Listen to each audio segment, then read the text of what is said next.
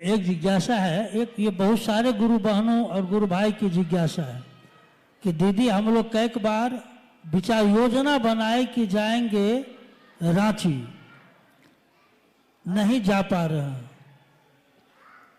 रुकावट कहाँ आ रही है? चाहता हूं लेकिन हम लोग रांची नहीं जा पा रहे हैं, कृपया कुछ आप बताएं। जिज्ञासा आपने सुनी है कि जिज्ञासा ये है कि कुछ गुरु बहनों की है कि वो लोग हर कुछ दिन के बाद तैयारी करते हैं कि रांची जहाँ साहब का स्थल है उपवन, हम लोग हर धाम जाते हैं, मेरे साहब की जगह है, हम लोग वहाँ भी जाना चाहते हैं, तो हम लोग तैयारी कर लेते हैं लेकिन जा ही नहीं पाते हैं। तो रुकावट कहाँ आ रही है? रुकावट कहीं नहीं होती। अगर हम किसी पर निर्भर हो जाते हैं तब रुकावट होती है। जैसे जब हम लोगों ने यहाँ आने का प्रोग्राम बनाया तो कुछ लोगों ने कहा कि कलिम्पोंग में बहुत ठंड होगी, दिसंबर में मत जाइए, अप्रैल में जाइएगा। लेकिन चलने वाला जब चल देता है तो वो उसी में एडजस्ट हो जाता है, मतलब ठंड है कि गर्मी है उसी में ढल जाता है। तो हम लोग चले आए। रोकने वाले तो रोकते ही हैं, कहने वाले तो कहते ही हैं। कोई कहता है चल सकते हो, कोई कहता है नहीं चल सकते हो, कोई कहता है जाना चाहिए, कोई कहता है क्यों जाना चाहिए, मत जाइए। लेकिन मेरा मन क्या कहता है? मेरे कौन है वो जिनके लिए हम जाना चाहते हैं, जिनके पास जाना चाहते हैं? साहब और दीदी आज सबके साथ हैं, आप भी तो हम लोग के साथ हैं। तब भी हम लोग आए कि नहीं, आते हैं कि नहीं? कभी सिक्किम आते हैं, कभी सिलीगुड़ी आते हैं, कभी कलिम्पोंग भी आ गए। आज से 15-16 साल पहले साहब के साथ आए थे हम लोग कलिम्पोंग। यहाँ के टाउन हॉल में वो कार्यक्रम किया गया था। आज इतने सालों बाद फिर से कलिम्पोंग में आने का मौका मिला तो सारी स्मृति, सारी बातें याद आने लगी। मुझको याद है कि जब टाउन हॉल से निकलकर हम लोग कार्यक्रम के बाद निकलकर होटल जा रहे थे तो रास्ते में एक फुटबॉल का मैदान था, शायद किसी स्कूल का था, कहाँ का था, कोई फुटबॉल मैदान है, टाउन हॉल से निकलने के बाद रास्ते में था। तो साहब ने कहा कि कलिम्पोंग में महादेव का काम इतना हो कि एक दिन मैं आऊंगा, इस फुटबॉल ग्राउंड में महादेव की चर्चा हो। देखिए इतने साल पहले उन्होंने ये बात कही, लेकिन मुझको ये पूरा विश्वास है कि जो उन्होंने कहा है, कहीं के लिए कह दिया है तो वो घटित हुआ ही है। चाहे वो 20 साल बाद हो लेकिन वो हो के रहता है। उन्होंने हमेशा यही चाहा कि हम सभी शिव के शिष्य बने, शिव के बने। यहाँ तो स्थिति ये होती है कि अगर कोई गुरु भाई या कोई गुरु बहन 50 आदमी को जोड़ लेता है और 50 आदमी उसके बात पे चलने लगता है तो वो समझ लेता है कि ये 50 मेरा आदमी है। तो दूसरा अगर कोई रख दिया चर्चा तो उसमें कहेगा मेरा लोग नहीं जाएगा, मेरा लोग। जबकि आपने उसको जोड़ा था क्या कह के?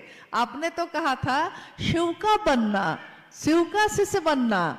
तो शिव के लोग न होंगे, ये मेरे लोग कैसे हो गए? इसका अर्थ है कि मैंने शुरुआत में ही गलत भावना से ये काम किया है। मैंने महादेव के लिए महादेव का काम नहीं किया। जिसने भी, जो भी ऐसा करते हैं, उन्होंने शुरू से ही सोच लिया था कि हमको अपना आदमी बनाना है। हम लोग को कहाँ फर्क पड़ रहा? आप आए तो बहुत अच्छा, हम भी तो महादेव के लिए आए थे, फिर हम भी चले जाएंगे, आप भी चले जाइएगा। कोई ना भी आया तो भी कोई बात नहीं, महादेव उस पे भी दया करे, उस पे भी अपनी कृपा, अपना आशीर्वाद बरसाएं, उनकी दया की बारिश हर व्यक्ति पे हो। हम शिव के शिष्य हैं, हम किसी का अशुभ नहीं सोच सकते, किसी का अहित नहीं सोच सकते, चाहे वो आपके साथ चले या ना चले। कभी शिव के शिष्यों को किसी का अहित नहीं सोचना चाहिए, क्योंकि वो शिव का शिष्य है और अगर उसने सोच लिया तो ऐसा घटित हो सकता है। इसलिए हम लोगों को ये काम कभी नहीं करना चाहिए। दूसरे गाली दे सकते हैं, हम लोगों को नहीं देना चाहिए।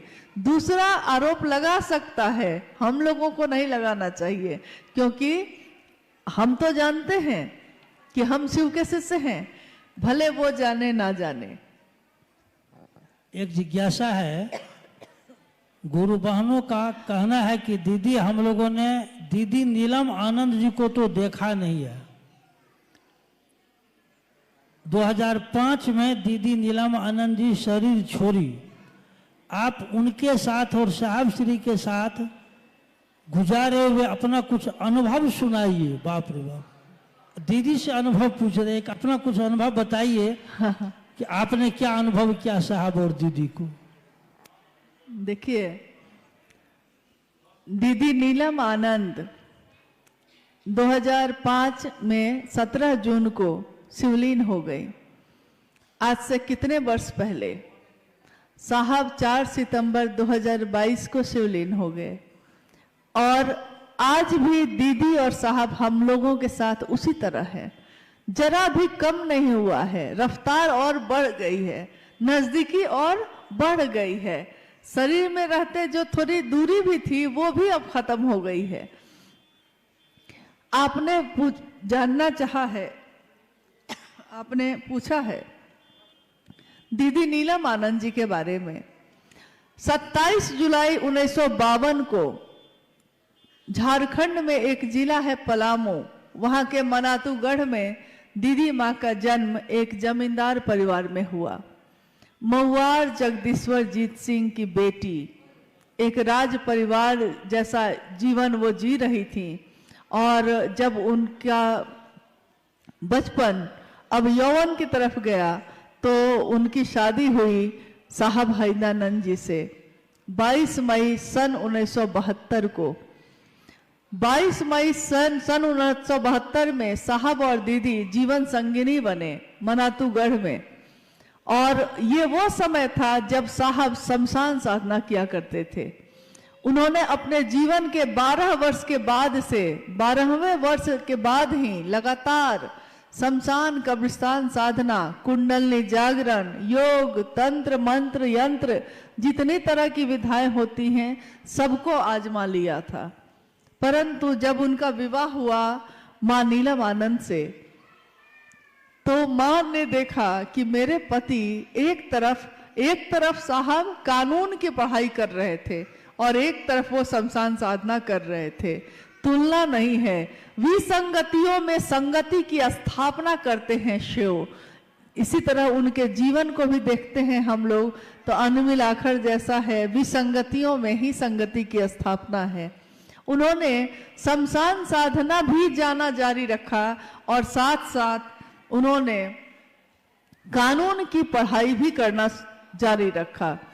सन 1974 में जब साहब श्री ने शिव को अपना गुरु बनाया, आरा के गांगी नामक स्मशान में जब वो बैठे थे अर्धरात्रि में, और अर्धरात्रि में उनके मन में ये आवाज गूंजी थी कि गुरु भगवान होते हैं तो भगवान गुरु क्यों नहीं है। उन्होंने शिव को अपना गुरु बनाया था। 1974 के बाद लगातार 1981 तक, जब तक कि साहब बीच में डिप्टी कलेक्टर हुए, बिहार प्रशासनिक पद पे पदाधिकारी हुए और पाटन में उनकी पोस्टिंग हुई। पाटन में बहुत सारी चमत्कारिक घटनाएं हुई। मां नीलम आनंद जी के बारे में इतना ही कह सकते हैं कि उन सारे चमत्कारों की घटनाओं को जो घटित हो रहे थे उसमें उनकी सबसे ज्यादा भूमिका थी, क्योंकि स्वयं भगवती स्वरूपा, शक्ति स्वरूपा मां नीलम आनंद के लिए कुछ भी कहना उनके व्यक्तित्व को बहुत छोटा साबित करता है। उनके बारे में अगर कुछ कहना चाहे कोई तो कह नहीं सकता, उसके शब्द कम पड़ जाएंगे और उनकी ममता बहुत भारी पड़ जाती है। माँ की ममता का कोई मोल नहीं, माँ की ममता शब्दों में बांधी नहीं जा सकती। माँ जो ममता बरसाती है वो ममता ही बरसाती रही। स्वयं उनके शक्ति या उनके आध्यात्मिक जो शक्ति है उसका आकलन कोई करना चाहे तो जगत का लोग नहीं कर सकता, क्योंकि ऐसी कितनी घटनाएं हैं जो ये बताती हैं कि उनके मन से या उनकी बात से क्या हो सकता है, क्या हो जाता है। उन्होंने जो कहा सो घटित हो गया, जो चाहा सो हुआ। उन्होंने कहा था एक दिन जब 13 लोग थे मात्र, शिव गुरु महोत्सव पहला 13 व्यक्ति, और उस दिन साहब ने कहा था कि आज जो 13 लोग हैं एक दिन 13 करोड़ होंगे। माँ नीलम आनंद जी ने कहा था कि आज जो शिव शिष्यता है एक दिन ऐसा आएगा कि देखनिहार को धरनिहार नहीं होगा, देखने वाले गिर जाएंगे, मंजिल इतनी बड़ी होगी, इमारत इतनी बुलंद होगी, शिव की शिष्यता इतनी व्यापक होगी। सोचिए ये कब की बात है, ये 1982 की बात है और आज 2025 में हम लोग बैठे हैं। करोड़ों शिव के शिष्य आज जीवन में शिव को जीते हैं, रहते हैं शिव बन के, जीते हैं शिव बन के, बनते हैं शिव। और ये सब किसके कारण हो सका? तो साहब और दीदी के कारण हो सका। आपने पूछा है कि माँ नीलम आनंद जी के साथ मेरा जो समय गुजरा, मेरा जो सानिध्य मुझको प्राप्त हुआ, तो मैंने क्या अनुभव किया है, मेरी अनुभूति क्या है। मुझको उनका सानिध्य मिला और उसके बाद तो कुछ भी याद नहीं, भूल गया सब कुछ, याद नहीं अब कुछ, सब कुछ जैसे कोई भूल जाता है। मैं अक्सर हंसी में कहती थी, जब जो माँ जिसने मुझको जन्म दिया वो कभी कभी माँ नीलम आनंद जी से मेरी शिकायत करती थी, कहती थी कि बेटी है मेरी और मुझको फोन करके हालचाल भी नहीं पूछती है। तो मैं हंस के कहती थी उनको कि मैं तो भूल चली बाबुल का देश, पिया का घर प्यारा लगे। पिया का घर यानी माँ का वो आश्रय, वो आंचल, साहब का वो आशीर्वाद, इसके सामने अब दुनिया में कुछ भी याद ही नहीं रहता था। तो जब याद ही नहीं रहता था तो बात कैसे करे, इस पे वो रोने लगी। तो माँ ने मुझको बहुत समझाया, कहा कि अरे वो माँ है, तुम्हारी माँ है। मैंने कहा कि माँ मैं अपने दिल की बात कह रही हूँ, मुझको कोई याद ही नहीं रहता, जब आपके साथ हूँ तो और किसकी याद आती है। तो माँ हंसने लगती। कितनी यादें हैं, कितनी स्मृतियां हैं, लेकिन यही कहूंगी कि उनकी अनुभूतियों को शब्दों में बताना नामुमकिन है, मुश्किल है, संभव नहीं है। फिर भी उन्होंने जो दिया है, उन्होंने किसी में कभी भेद नहीं किया। मैंने देखा माँ नीलम आनंद जी को कि उनकी 3 संतान यानी 2 बेटे 1 बेटी है, परंतु उन्होंने हम सबको, सभी शिव के शिष्यों को, शायद आपने सुना भी होगा, मेरी शादी जब हुई उस दिन ही मंडप पे ही मेरे शिव के शिष्य होने की घोषणा हुई थी। सभी शिव शिष्यों को माँ नीलम आनंद जी ने एक जैसा ही प्रेम दिया, कभी भेद नहीं किया। तो शिव के लोग शिव जैसे ही होते हैं, शिव कभी भेद नहीं करते। शिव के आंचल में, शिव की गोद में देवता भी बैठते हैं, राक्षस भी बैठते हैं। शिव अगर अमृत देते हैं तो वो सबके लिए देते हैं, वो किसी एक को चुनकर नहीं देते। तो साहब और माँ नीलम आनंद जी ने सबको एक समान रूप से अपना दान दिया, अपना आशीर्वाद दिया। ये चाहा कि हम शिव के शिष्य बने, हमेशा बने रहें। माँ नीलम आनंद जी के साथ एक कार्यक्रम में जब वो गई थी तो उन्होंने कहा था उस कार्यक्रम में कि मैं शिव की शिष्या हूँ, मैं आपके लौकिक कांटों को चुन लूंगी। मतलब आपके जो लौकिक जगत है, सबको कहा कि आप सब जो शिव के शिष्य हैं, आपके जीवन के लौकिक कांटों को, कष्टों को मैं चुन लूंगी, छाया बनकर आपके साथ सदैव रहूंगी, बशर्ते गुरु कार्य में बेईमानी नहीं। ये बात उन्होंने बार बार कही कि एक शर्त एक ही है मेरी कि गुरु कार्य में बेईमानी मत करिएगा, गुरु का काम, गुरु का नाम गुरु के लिए लीजिएगा, गुरु के ही होके रह जाइएगा। और छाप तिलक सब छीनी रे, तो से नैना मिला के, हम सारे छाप तिलक जो जगत के हैं भूल जाते हैं जब हमारा मन शिव से लगता है। तो हम सब शिव के शिष्य बने रहें और कुछ नहीं है, हाँ, चलते रहें। जीवन में जब भी मिलना हो इसी तरह गुरु भाई गुरु बहन बन के हम लोग मिलते रहें।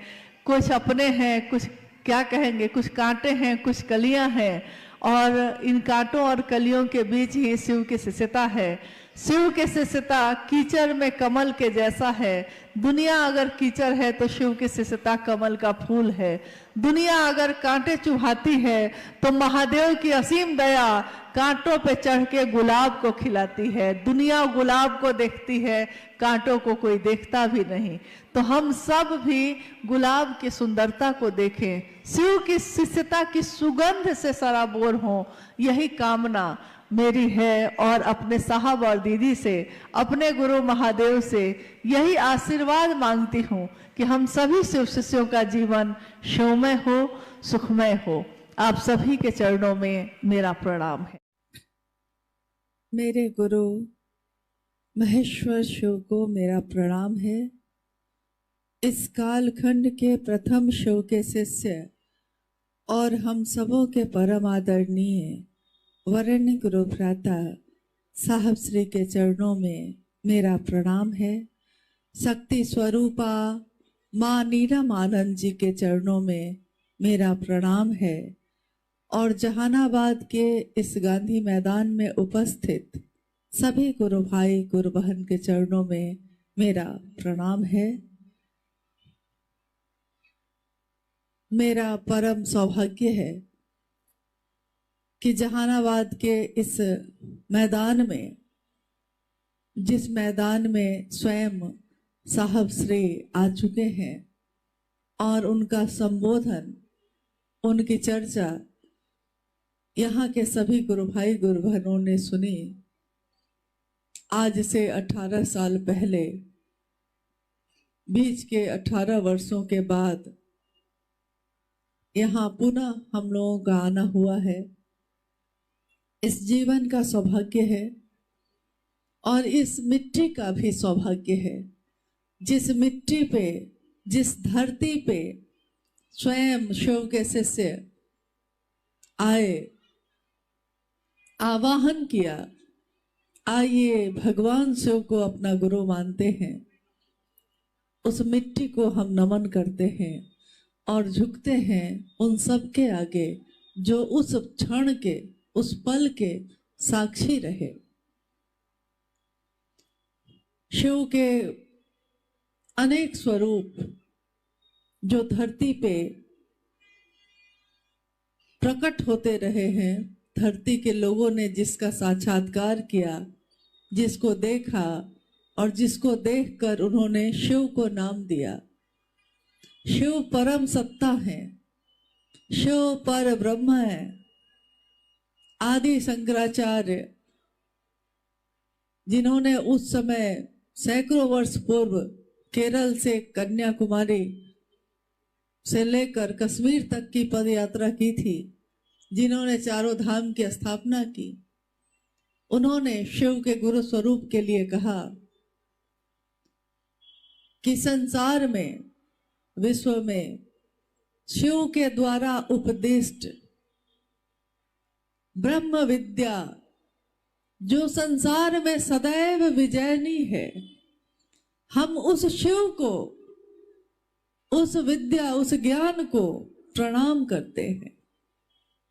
दक्षिण भारत के एक संत हुए, संत तिरुमूलर, उनके गुरु थे नंदीश्वर। उन्होंने कहा कि मेरे गुरु नंदीश्वर ने मुझसे कहा है कि जटाजूट रखने वाले भगवान शिव, गंगा को अपने सर पे, अपने मस्तक पे, अपनी जटाओं में रखने वाले शिव गुरु का काम करते हैं और विश्व को, संसार को ज्ञान देने का काम करते हैं।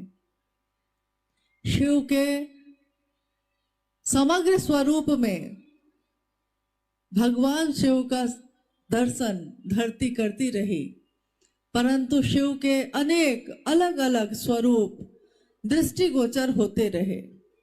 कभी वो नटराज बन के लोगों को प्रतीत होते रहे तो उन्होंने कहा नटराज हैं वो।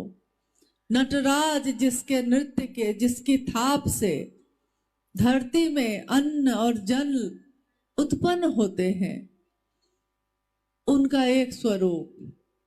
अगर उनका नृत्य पल प्रतिपल हर कण में जितनी चीजें नाच रही हैं, जितनी चीजें नृत्य कर रही हैं, उसको नटराज का स्वरूप कहा गया। नीलकंठ कहा गया उनको। नीलकंठ कहने के पीछे भी लंबी कहानी है कि किस तरह समुद्र का मंथन हुआ, किस तरह देवता और राक्षस दोनों मिलकर हलाहल विष किस तरह निकला, दोनों मिलकर उस समुद्र में मंथन करते रहे।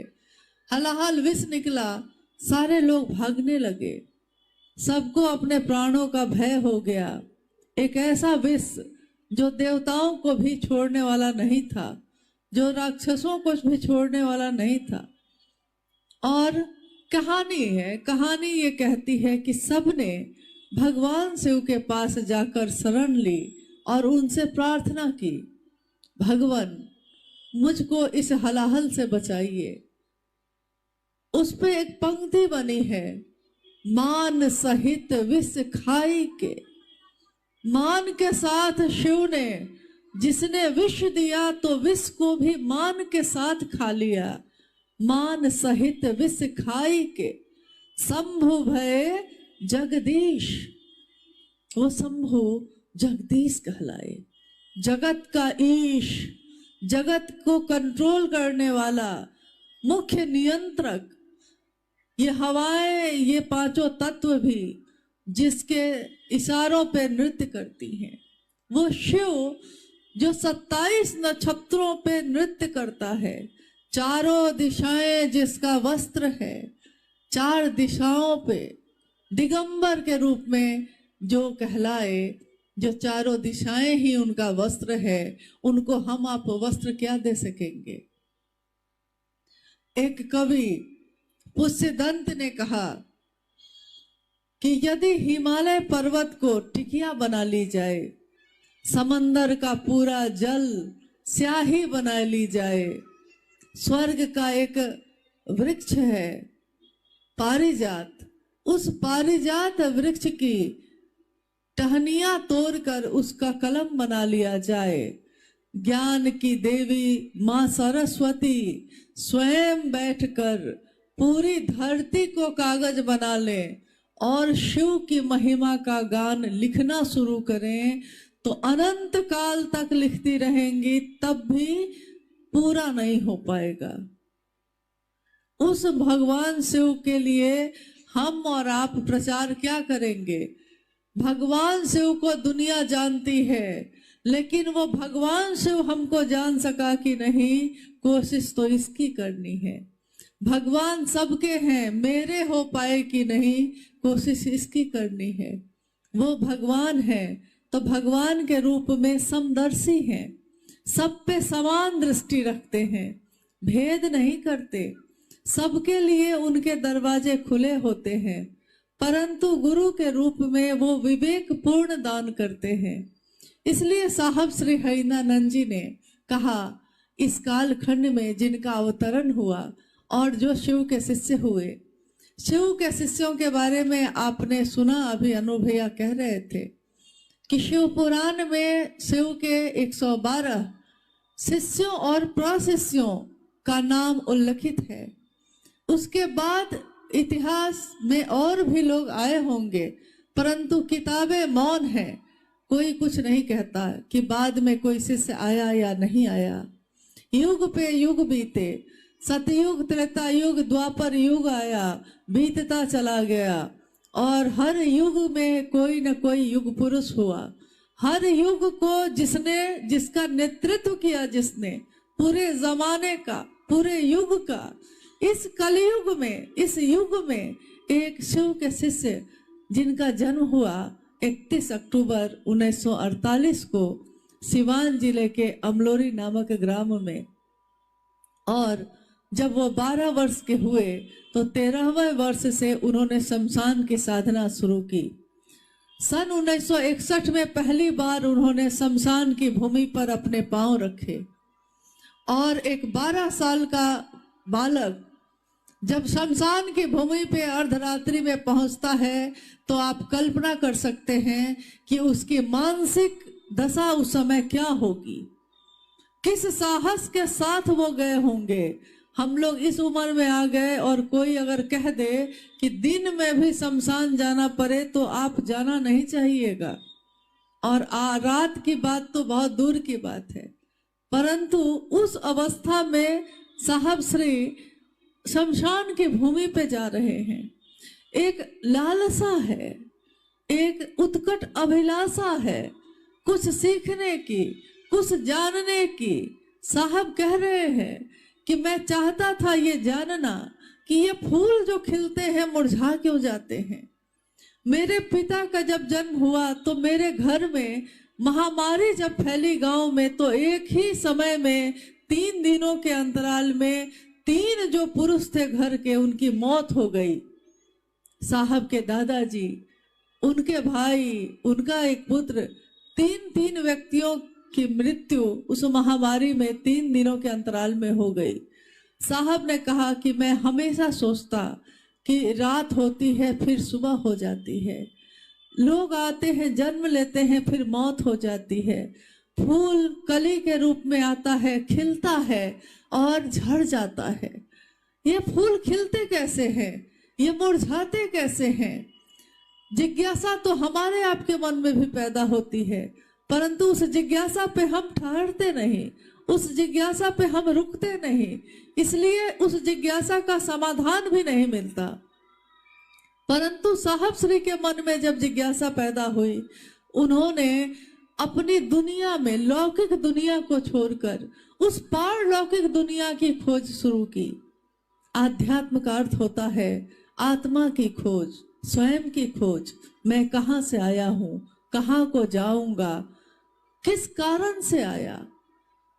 और इस खोज के लिए कोई जरूरी नहीं है कि कोई अपने वृद्धावस्था में उस खोज को करेगा, कोई बाल्यावस्था में भी करता है, जैसा साहब श्री ने किया।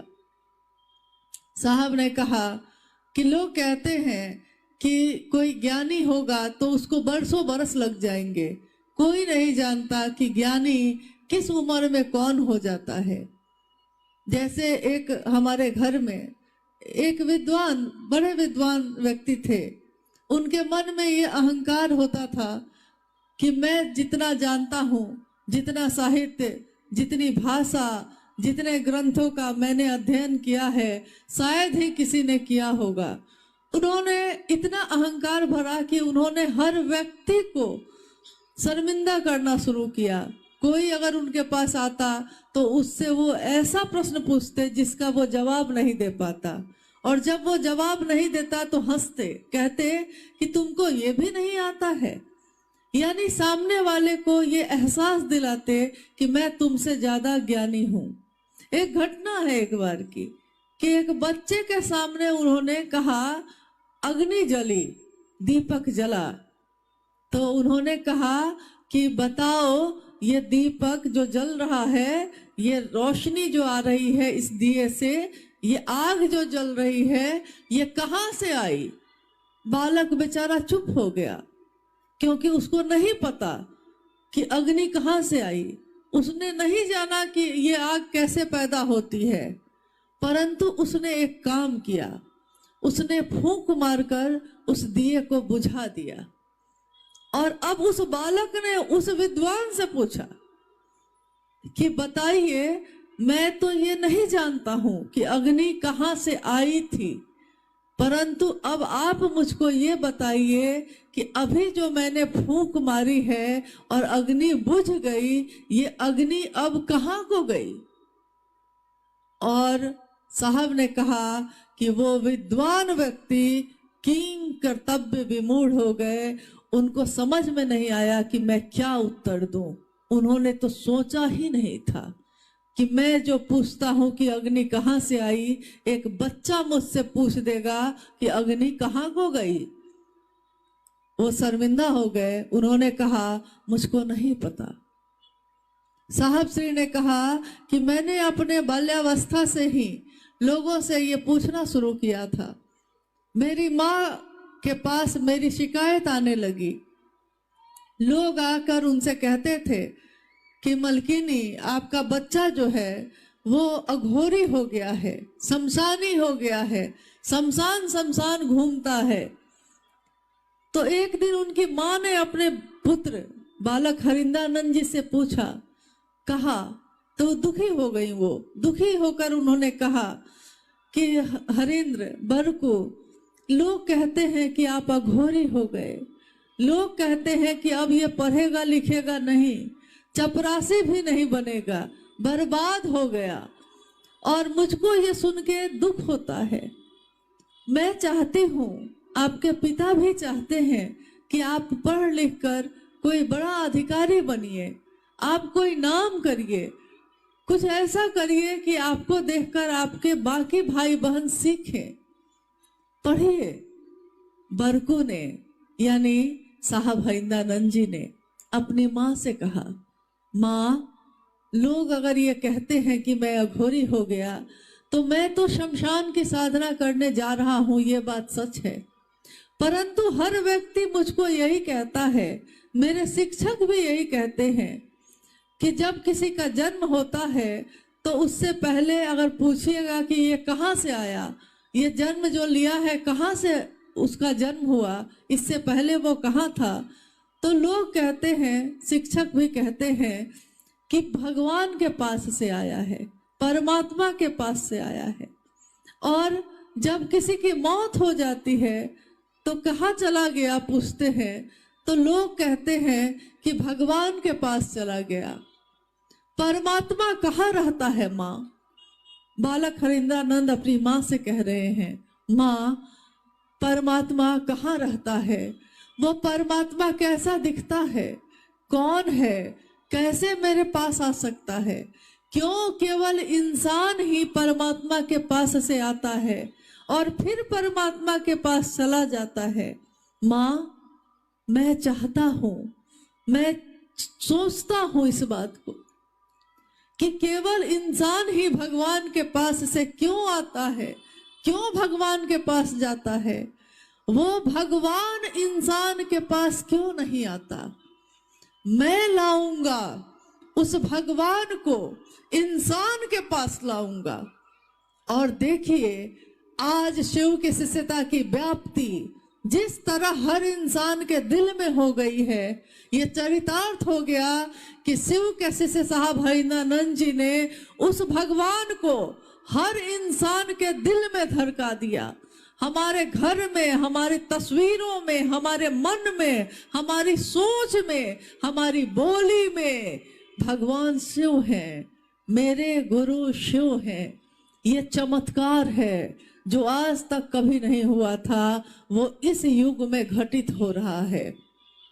जो 12 साल की आयु में उन्होंने अपनी माँ से कहा, वो उन्होंने अपने जीवन में करके दिखाया।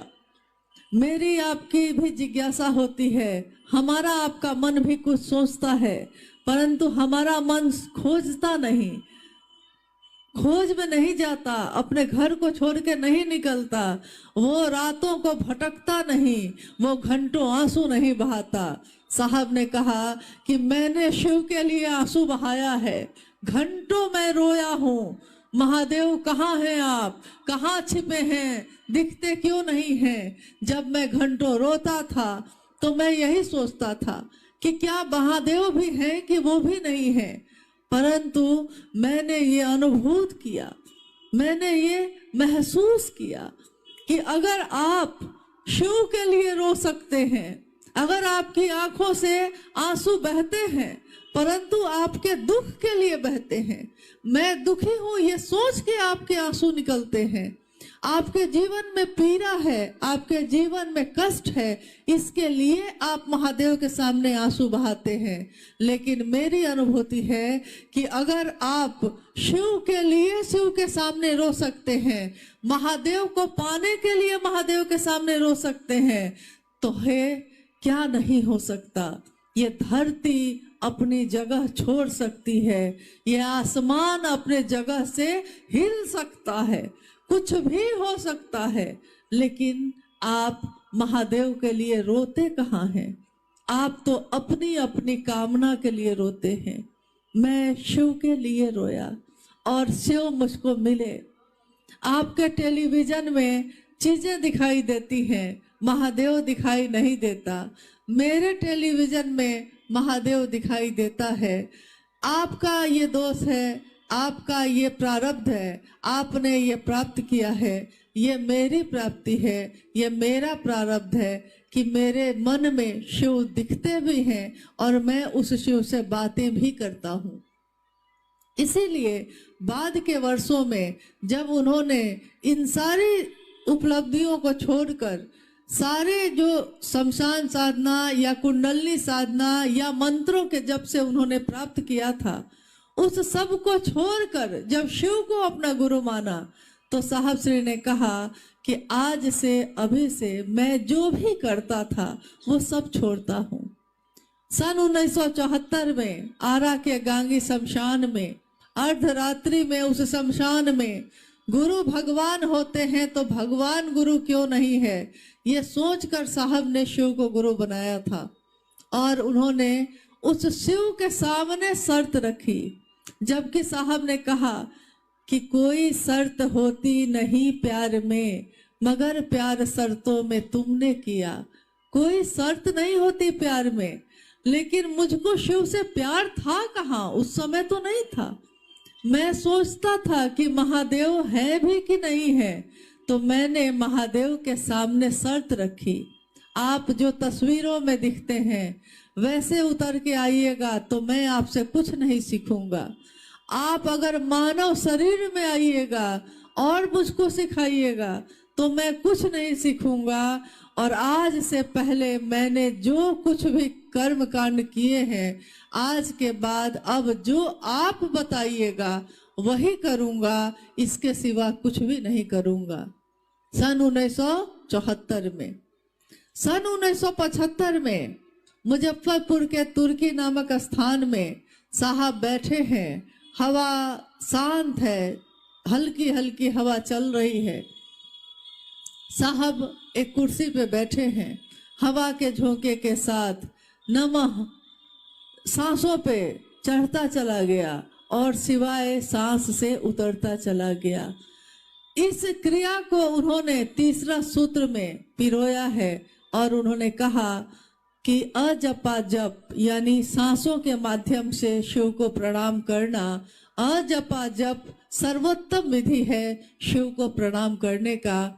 शिव का प्राण मंत्र जब जप करता के मन का मंत्र बन जाता है, प्राण का मंत्र बन जाता है मंत्र।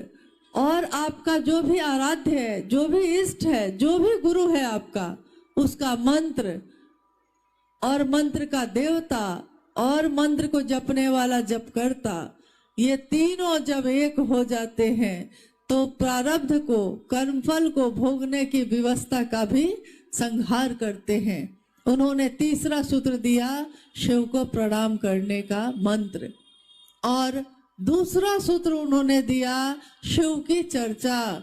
जो ध्यान की अनुपम विधा कही गई, शिव की चर्चा शिव के लिए की जाती है, ना तो ये महत्वाकांक्षा के लिए है, ना तो ये सम्मान के लिए है, ना तो ये पैसे के लिए है, ना तो ये व्यापार के लिए है।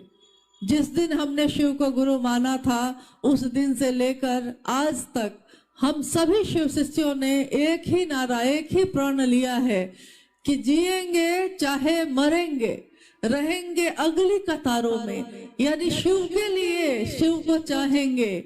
आज तक हमने ये नहीं जाना था कि शिव के लिए शिव को कैसे चाहा जाता है।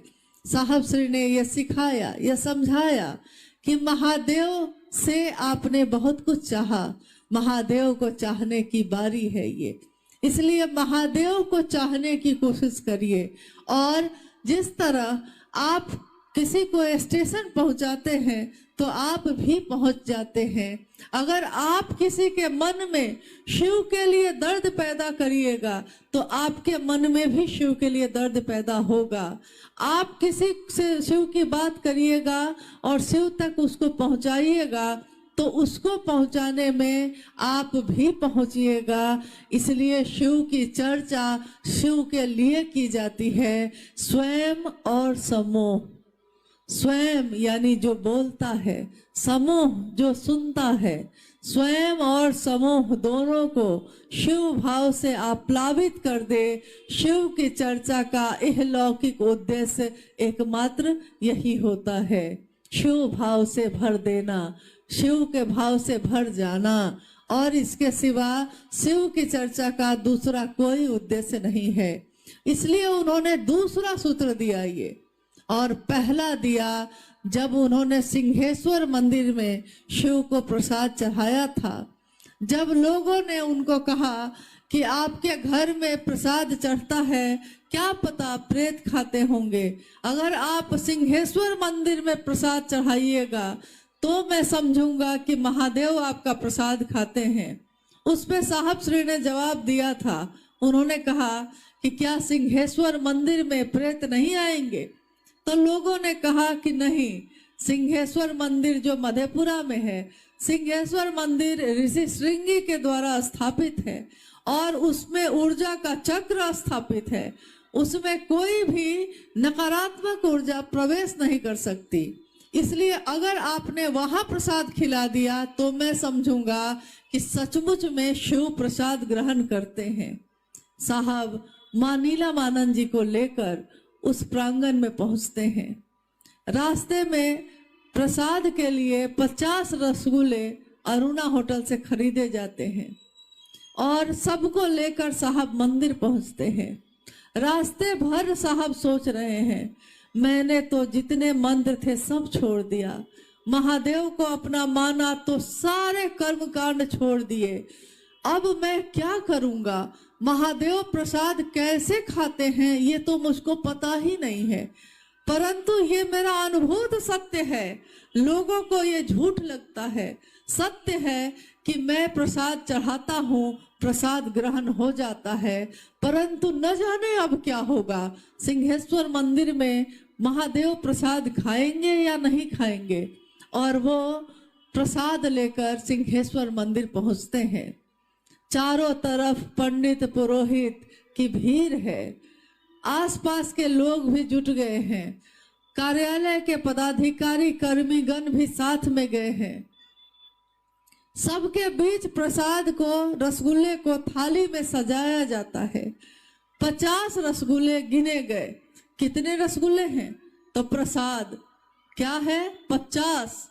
यानी कि परीक्षा की घड़ी थी तो परीक्षा करी ली जा रही थी कि क्या पता ये कुछ करते होंगे, क्या पता कुछ तंत्र मंत्र यंत्र का प्रयोग करते होंगे।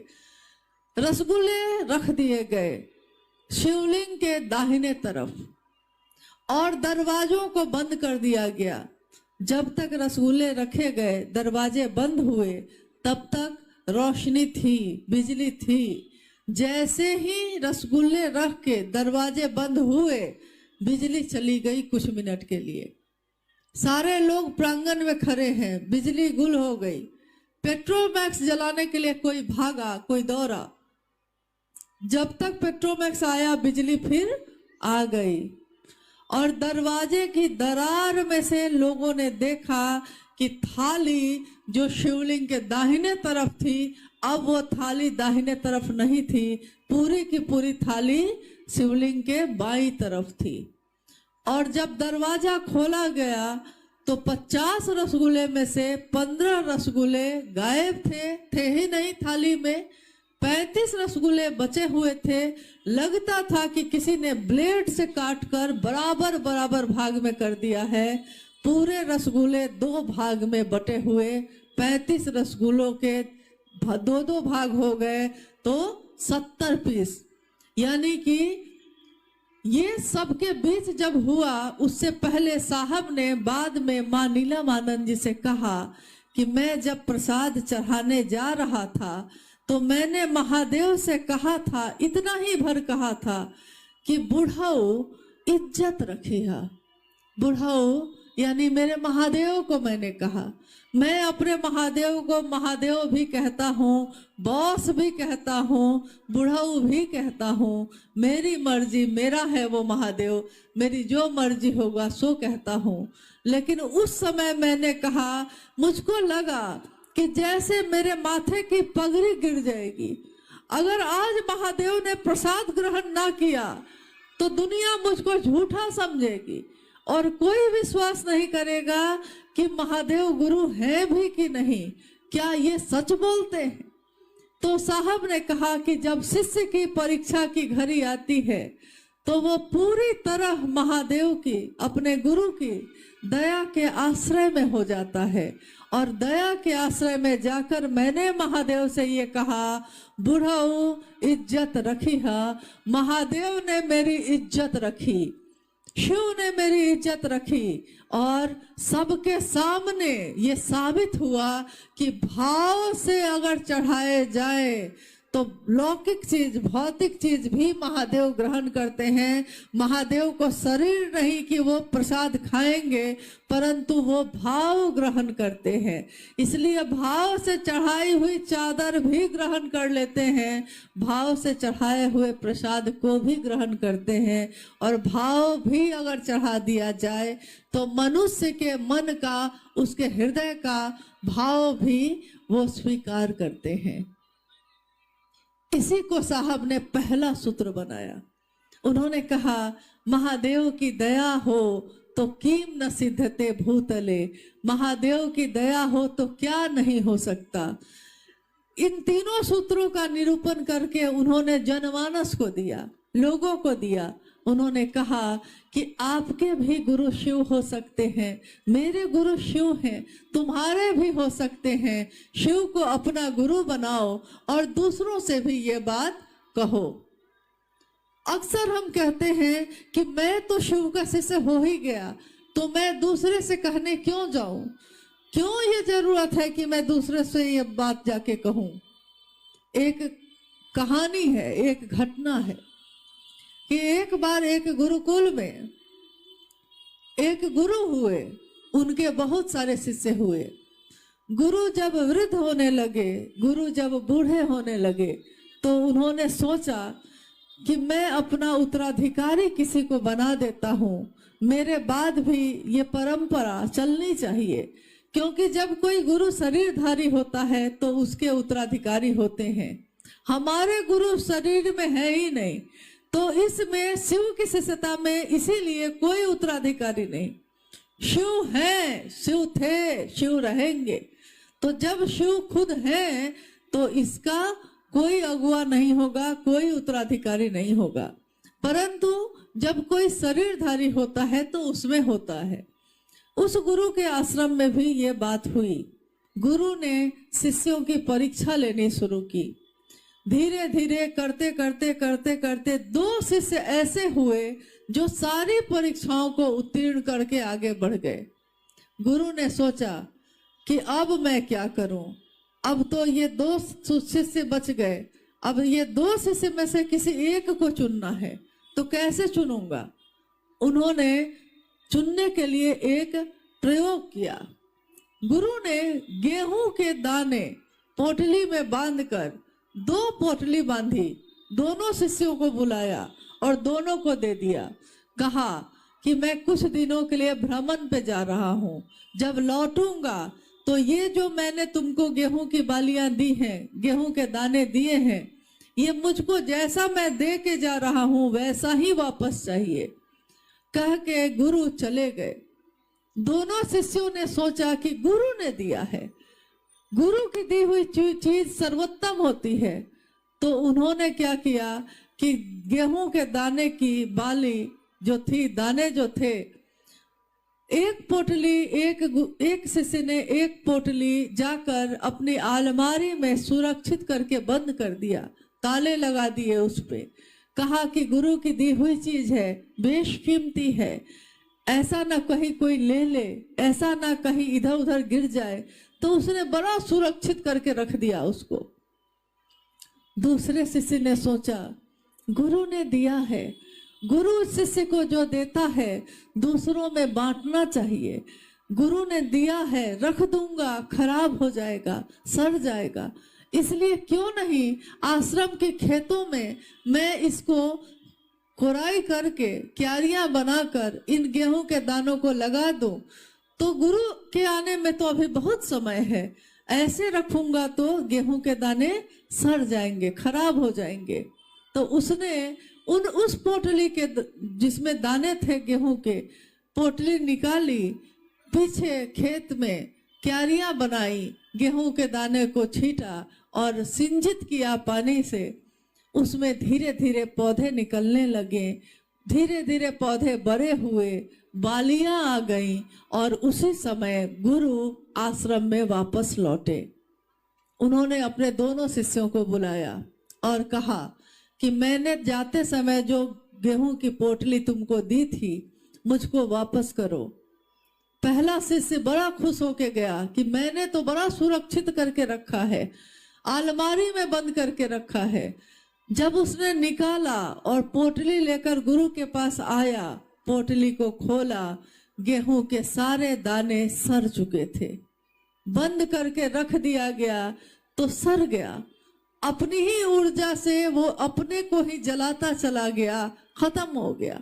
अब ना वो गेहूं के दाने पिसे जा सकते थे, ना तो उसमें से पौधे निकल सकते थे, कुछ भी नहीं हो सकता था। गुरु ने अब दूसरे शिष्य को बुलाया और बुला के कहा कि मैंने तुमको गेहूं के जो दाने दिए थे उसको वापस करो। पहले ने तो नष्ट कर दिए, दूसरे शिष्य ने आंखें झुका ली। गुरु ने पूछा क्यों, तुमने भी नष्ट कर लिए? तो उसने कहा गुरु आपने दिए थे रखने के लिए, मुझको लगा कि रखने से खराब हो जाएगा तो मैंने खेतों में लगा दिए, आइए दिखाता हूं आपको। और वो शिष्य अपने गुरु को लेकर आश्रम की खेतों की तरफ गया। गुरु ने देखा कि चंद दाने जो गेहूं के थे आज असंख्य बालियों में लहलहा रहे हैं। और शिष्य को उस गुरु ने कहा मैंने जो तुमको दिया तुमने उसको छीटा और उससे असंख्य दाने पैदा हुए। गुरु जो शिष्यों को देते हैं, शिष्यों का कर्तव्य है उसको और बढ़ाना, उसको अपने पास रख के नष्ट नहीं करना। दुनिया में जितना दीजिएगा वो उतना बढ़ेगा। इसीलिए साहब श्री ने कहा कि आपकी बात कोई सुने ना सुने, गुरु नाम लेते रहेंगे, गुरु ही शिव हैं ये बताते रहेंगे। तो आप अपने गुरु का नाम दूसरों के सामने बोलते चलिए, कोई माने ना माने तब भी उसको बताते चलिए। कोई तो मानेगा, कोई नहीं मानेगा, परंतु जब बिया छीटा जाता है तो प्रकृति उसकी रक्षा करती है, प्रकृति उसमें पौधे लगाती है।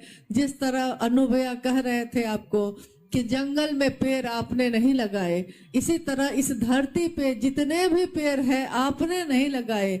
आपको लगता है कि मैंने लगाए थे, मैंने पानी दिया था, लेकिन आपने कुछ दिन पानी दिया था। पेड़ जब बड़ा हो जाता है तो प्रकृति खुद उसका पोषण करती है।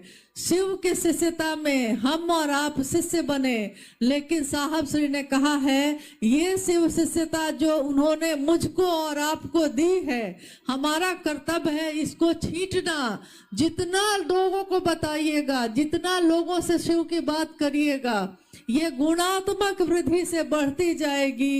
एक शिव का शिष्य जब अपने शरीर को छोड़ेगा, जब इस लौकिक जीवन को छोड़ेगा, जब शिवलीन होगा तो असंख्य शिव शिष्यों को पैदा करके जाएगा। उसका यह जीवन निरर्थक नहीं होगा, उसका जीवन सार्थक होगा, अपने गुरु के काम में लय होगा। कहते हैं महादेव आपके चरणों में गिर जाए, मर जाए हम, आपके चरण में गिरकर मेरे इस शरीर की मौत हो जाए, लेकिन शिष्य जो है वो कहता है इस तरह अपनी मिट्टी ठिकाने लगे। शिव के चरण में ही हमारी मिट्टी का ठिकाना हो जाता तो इससे सुंदर बात और कुछ नहीं होती। दीदी नीलम जो शिव की शिष्यता की जननी है, मात है, ममता से पोषण देने वाली है, उन्होंने अपनी ममता को देते हुए गीतों के माध्यम से, अपनी चर्चाओं के माध्यम से हमेशा लोगों के बीच ये बात कही। दीदी नीलम गीत गाती है, दिल के तारों को छेड़ जाती है। यूं शिष्यों के फूल यहाँ खिलते हैं, यूं दया गुरु की रंग लाती है। महादेव की दया रंग लाती है, मेरा आपका प्रयास होता है। इसलिए जो मिले जहां मिले उससे अपने गुरु की बात जरूर करिए। बहुत लोग अभी वंचित हैं, बहुतों तक ये संदेश नहीं पहुंचा और हमारी आपकी जिम्मेदारी है। साहब ने ये जिम्मेदारी सबको सौंपी है। हमारी जिम्मेदारी है कि हम साहब के इस संकल्प को और बढ़ाएं, आगे बढ़ते जाएं। आज का ये शिव गुरु महोत्सव भी इसी के निमित्त रखा गया है कि इस महोत्सव के माध्यम से हम लोग जहानाबाद, ये इसके निकटवर्ती जो जिले हैं, गया है, ये सब जिले में घर घर में शिव शिष्यता का संदेश दिया जा सके, लोग शिव के शिष्य बने। कैसी होगी वो दुनिया, कैसा होगा वो विश्व जिसमें हर घर में शिव शिष्यता का दिया जलता होगा। हमारे दिल में अगर रोशनी होगी तो हम जिस घर में भी जाएंगे रोशनी लेकर ही जाएंगे। हमारे दिल में अगर शिव शिष्यता का दिया जलेगा तो हर दिए से एक दिया जलता जाएगा और जिस भी घर के सामने से हम गुजरेंगे वो घर शिव के शिष्यों का होगा। शिव के नाम की महिमा का गान होता रहेगा, हरा भोला हरा शिव की गूंज उठती रहेगी। परंतु ये सारे काम हमको करने हैं किनके अनुसार? उन्हीं साहब के अनुसार जिनके कारण हमको आपको ये शिव शिष्यता मिली है। उन्होंने जो नियम बनाए हैं, नियम तो गुरु बनाते हैं, गुरु ने तो कोई नियम नहीं बनाया, परंतु साहब ने लौकिक जीवन में हम चलते हैं, इस देश इस काल में रहते हैं तो कुछ चीजें उन्होंने, कुछ सुरक्षा, कुछ सावधानियां बताई हैं। तो आज जब हम लोग यहाँ पहुंचे तो पता चला कि यहाँ कोई इक्का दुक्का लोग ऐसे हैं जो 24 घंटे का शिव चर्चा रखते हैं। तो मुझको याद है कि साहब ने हमेशा कहा कि आप मेरे गुरु भाई हैं, आप मेरी गुरु बहन हैं, आपकी सुरक्षा, आपके जान माल की रक्षा करना मेरा कर्तव्य है। आप गुरु बहन है मेरी, तो मेरी बहन से भी बढ़ के है आप मेरे लिए। गुरु भाई है तो मेरे भाई को मेरी चिंता हो ना हो, लेकिन मेरे गुरु भाई को अगर भोजन नहीं मिलता तो मैं भोजन नहीं करता। असंख्य चर्चाओं में साहब ने भोजन नहीं किया इसलिए कि लोगों को भोजन नहीं मिला। तो उन्होंने कहा कि किसी भी कीमत पे, किसी भी स्थिति में कोई भी चर्चा जब रखी जाती है तो दीवा काल में ही रखी जाए। दीवा काल का अर्थ होता है सुबह से लेकर शाम के बीच का समय। 24 घंटे में आप महादेव से दया कभी भी मांग सकते हैं, महादेव को प्रणाम कभी भी कर सकते हैं, किसी भी स्थिति में कर सकते हैं, परंतु शिव की चर्चा आपको दीवा काल में ही करने का निर्देश साहब श्री के द्वारा है। इसलिए किसी भी स्थिति में कोई अगर गुरु भाई या गुरु बहन 24 घंटे का शिव चर्चा रखते हैं तो मेरा ख्याल है कि वो गुरु भाई गुरु बहन हो ही नहीं सकता। जो साहब के निर्देश के बाहर महादेव का काम करता हो वो शिव का शिष्य तो नहीं हो सकता, कृतज्ञ तो नहीं हो सकता, कृतज्ञ जरूर हो सकता है। इसलिए साहब श्री की बातों को सुनिए, जानिए और उसी के अनुसार अक्षरशः चलने का प्रयास करिए। आइए, हम लोग के पास अगर कोई जिज्ञासा आई है तो थोड़ा हम लोग उस जिज्ञासा पे भी बात कर लेते हैं। आज का ये मौसम जो जहानाबाद में है, महादेव की असीम दया से है, और ये असीम दया महादेव ने कुछ घंटों के लिए की है। इसलिए हम लोग समय पे ही इस कार्यक्रम को खत्म भी करेंगे, ताकि जाने वाले लोग ससमय सुरक्षित अपने घर को पहुंच जाएं। आइए, हम लोग कोई जिज्ञासा है तो उस पर बात कर लेते हैं।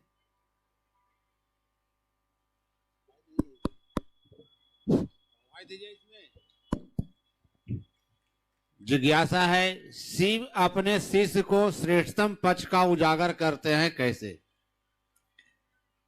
ये वाक्य थोड़ा गलत लिखा हुआ है। ये शिष्यानुभूति की पंक्ति है। शिष्यानुभूति साहब श्री के द्वारा सन 1990 में लिखी गई। शिष्यानुभूति में उन्होंने लिखा कि शिव अपने शिष्य के सर्वोत्तम पक्ष को उजागर करते हैं। जिज्ञासा है, कैसे? कोई गुरु अपने शिष्य के सर्वोत्तम पक्ष को उजागर करता है। जैसे हम अपने बच्चे को पढ़ने के लिए भेजते हैं मास्टर साहब के पास, शिक्षक के पास। जब भेजते हैं तो वो मास्टर, वो शिक्षक कुछ दिन पढ़ाने के बाद आपको बताता है कि दीदी, आपका बच्चा जो है वो उसका गणित बहुत अच्छा है, आप ना इसको गणित साइंस लेकर पढ़ाइए, इसका गणित बहुत अच्छा है, इंजीनियर बन सकता है। कोई कहता है इसका जीव विज्ञान अच्छा है, ये डॉक्टर बन सकता है। कोई कहता है इसकी भाषा बड़ी अच्छी है, प्रोफेसर बन सकता है। यानी अगर कोई शिक्षक होता है तो वो अपने शिष्य के अंदर के गुण को पहचान कर और उसको सामने लाता है। जब गुरु शिव होंगे और शिष्य एक जीवात्मा होगी, एक मनुष्य होगा, तो गुरु अपने शिष्य यानी उस जीवात्मा के सर्वोत्तम पक्ष को उजागर करेंगे। जब आपसे कोई पूछता है आप कौन हैं, तो आप कहते हैं मैं मास्टर हूं, मैं किसान हूं, मैं डॉक्टर हूं। आप ये कहते हैं कि मैं दुकान चलाता हूं, दुकानदार हूं। परंतु साहब से जब आवाज ने पूछा था तो उन्होंने कहा था मैं शिव का शिष्य हूं। उस समय वो डिप्टी कलेक्टर थे।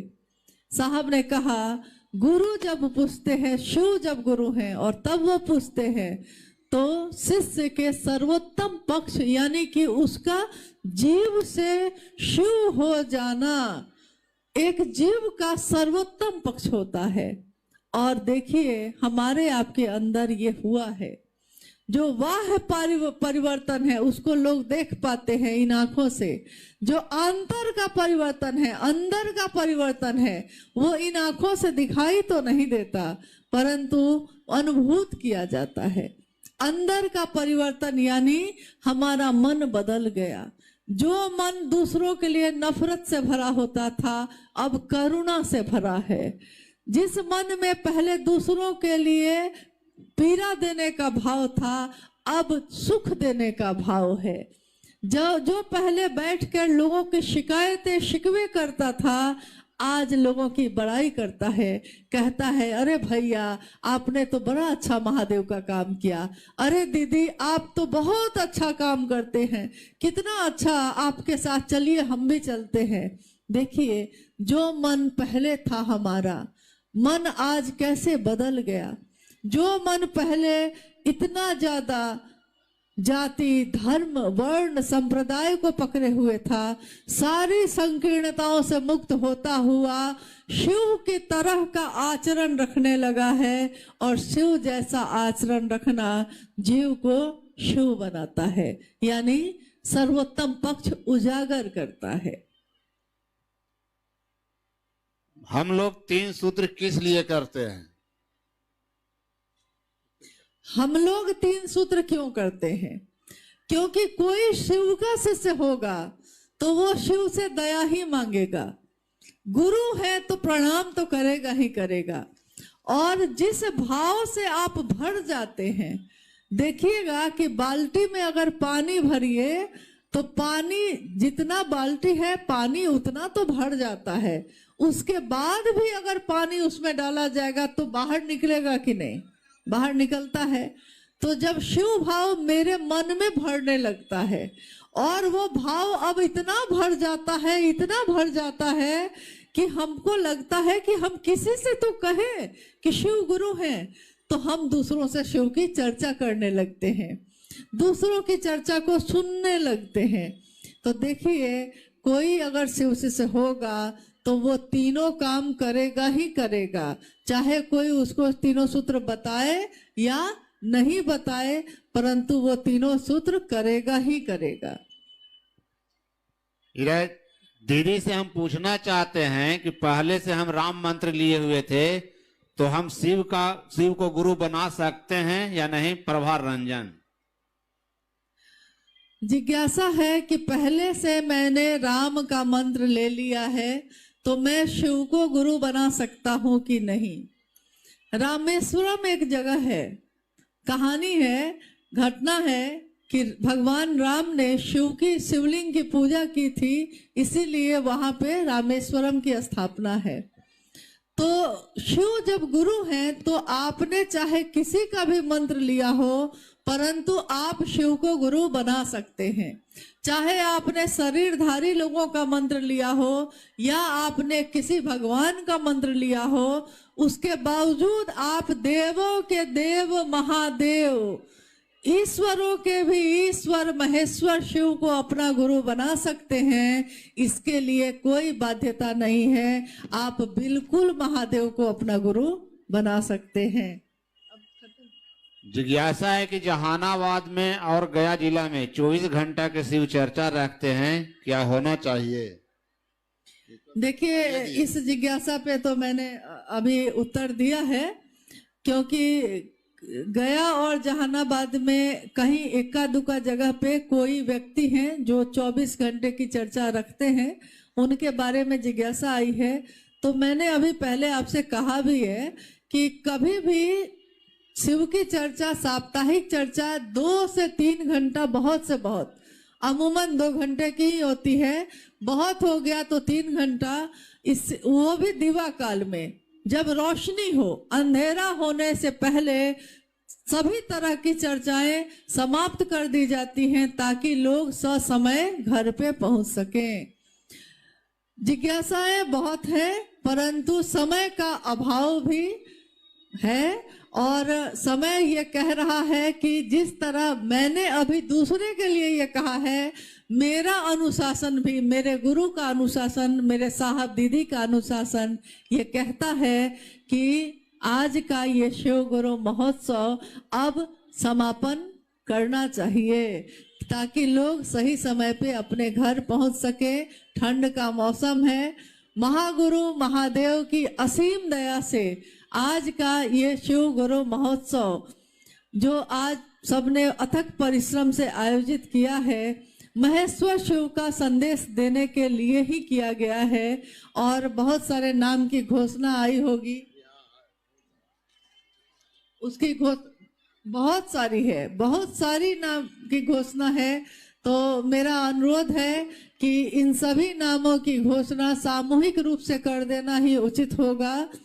तो आज इस गुरु मंच पे जितने भी नाम आए हैं शिव का शिष्य बनने के लिए, घोषणा है, महादेव को प्रणाम करते हुए हम घोषणा करते हैं कि आज से और अभी से इन सभी भाई और बहनों ने महेश्वर शिव को अपना गुरु बनाया है।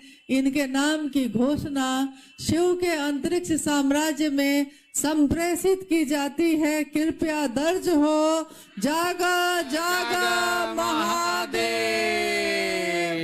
आप सभी के चरणों में मेरा प्रणाम है।